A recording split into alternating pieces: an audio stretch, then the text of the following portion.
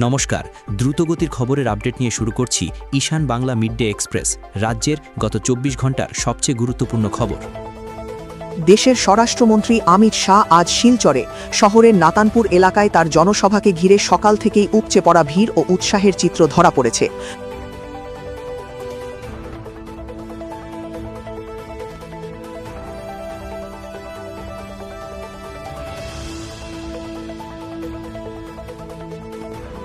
নবম দিনেও অনড় সত্যাগ্রহ চাপে সরকার, লিখিত আশ্বাস না পাওয়ায় ক্ষোভ বাড়ছে আন্দোলনকারীদের মধ্যে।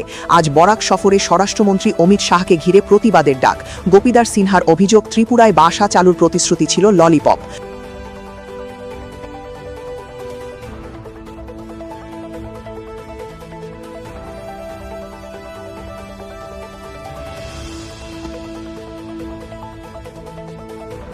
জোট নিয়ে অসন্তোষ, কংগ্রেস ছাড়াই ৬ বিরোধী দলের বৈঠক।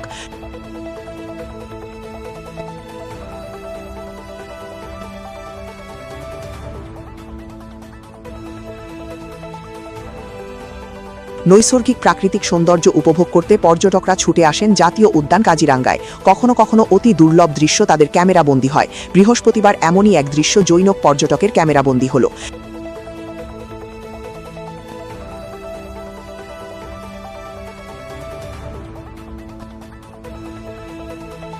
চার দফা দাবিতে সত্যাগ্রহের সমর্থনে পড়ুয়াদের জোরদার বিক্ষোভ। পরিস্থিতি নিয়ন্ত্রণে উপস্থিত হতে হয় জেলা শাসককে।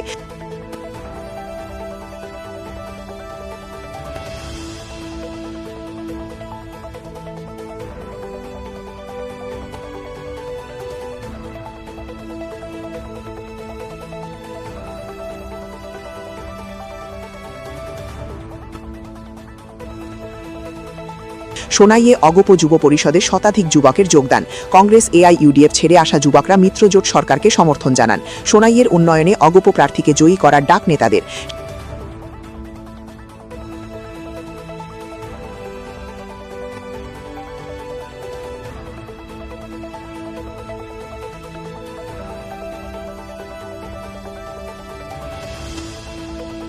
শিলচর ফ্লাইওভার নিয়ে আবারও চাপ বাড়ালো নাগরিকরা।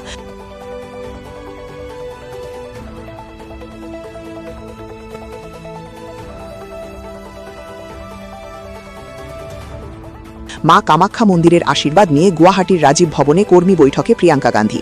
ভূপেন বরার ইস্তফার পর সংকটে কংগ্রেস, সংগঠন চাঙ্গা করাই কি সফরের মূল বার্তা?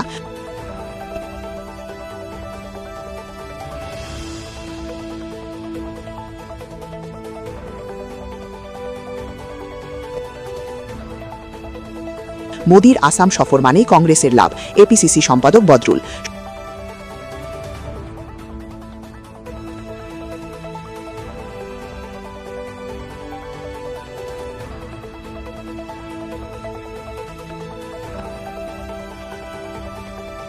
শৈক্ষিক নানা সমস্যার সমাধান চেয়ে আসাম বিশ্ববিদ্যালয়ের উপাচার্যের কাছে স্মারকলিপি দিল করিমগঞ্জ, হাইলাকান্দি ও কাছাড় জোনের কলেজ শিক্ষক সংস্থা।